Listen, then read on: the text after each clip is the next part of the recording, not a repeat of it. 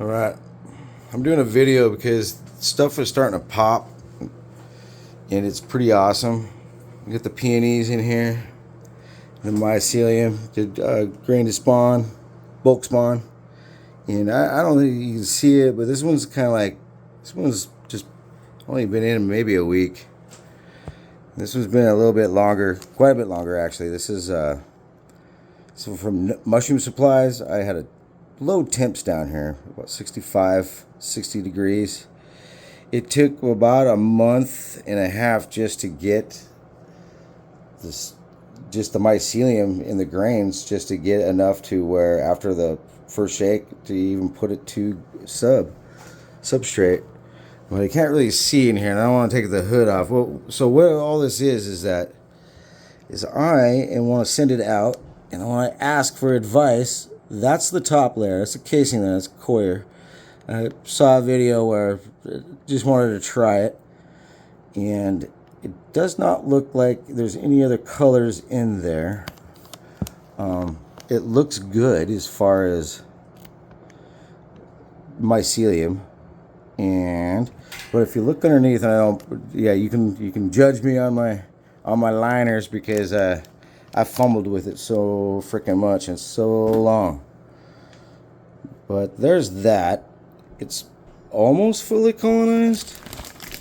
And underneath, I mean, these are these corners. I mean, obviously it's different, but this one, fully colonized. I know I'm not really worried about side pinning as right now, but this one is starting to pull away a little bit, and I should be fanning and misting. I want to get it to sprout, and then these guys, obviously these are the oyster mushrooms, golden oysters, and they're popping off. I did this with straw, and I also did it with the lime sterilization process instead of doing that, doing the regular, because it just made sense because it's so much, it takes so much straw, right, to as you guys know, to fill a 5-gallon bucket, man. I mean, a lot of straw.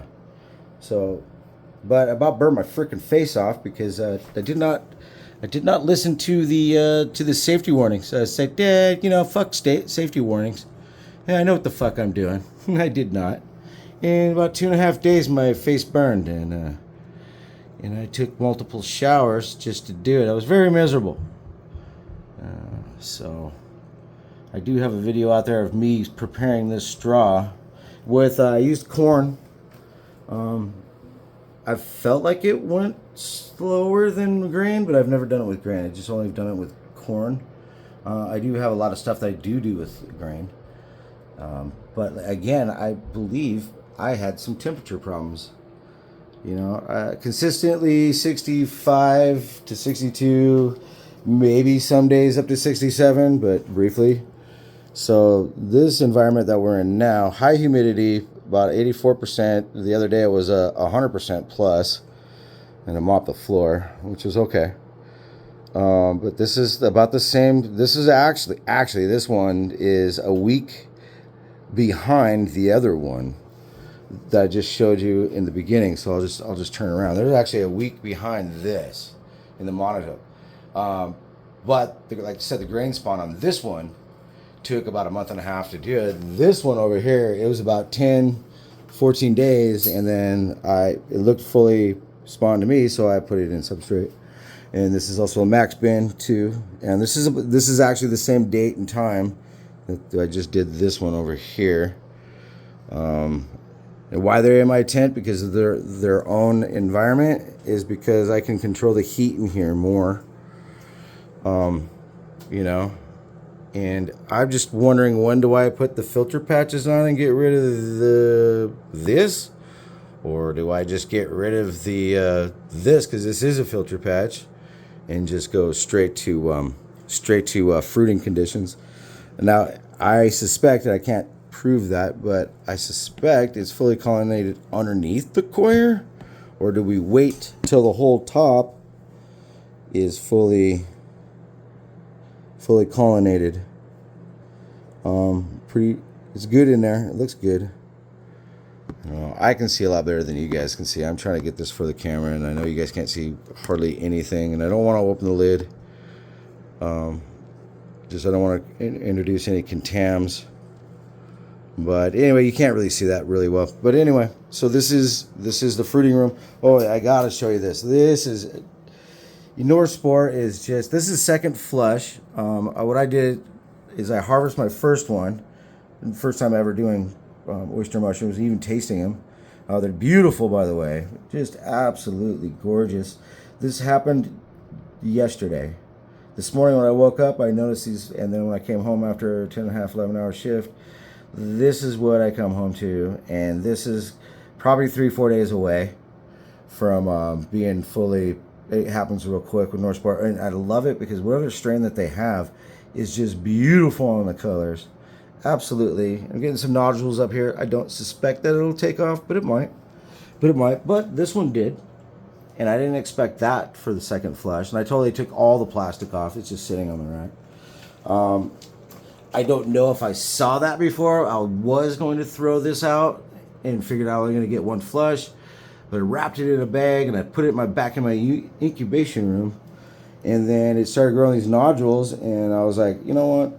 Let's throw it in the fruiting room and see what it does. So a day and a half ago, 2 days, about 2 days ago, I upped the heat in here because I realized that my basement is way too cold for heat-loving mushrooms, which are in the max in these monotubs. But I have to do a really good balance because I hear oyster mushrooms, they prefer the cold. So I'm going to have to choose one or the other, and I am working on that. I ran out of room in the basement to add another 10 by 10 by 9 tent. So I got to get this up and running. It's the game plan. I can get more racks. I can fill this up with whatever mushroom is going to make me money. And it's not just for the money, but I do have to pay all this back. Borrowed money. That's a great thing. Use all my savings, all my retirement money. But better to do it now than at 70 and trying to own this crap. So anyway, that's my conundrum. And as you can see, it's the basement. I'm maxed out on tents. I'm maxed out on rooms, you know. But and I'm over here, back in here. Now this, I know this looks like a Frankenstein thing, but I bought this 2x4 tent. When I first started this is actually my first buy, and I was like, yep, this will be big enough to start anything on. But it's 2 foot by 2 foot, or 2 foot by 4 foot, or and 48 inches tall. So it's a good thing I over-ordered on freaking axillary fans and ductwork, because this is going to make a great drying room. And that's why I call it the hot room.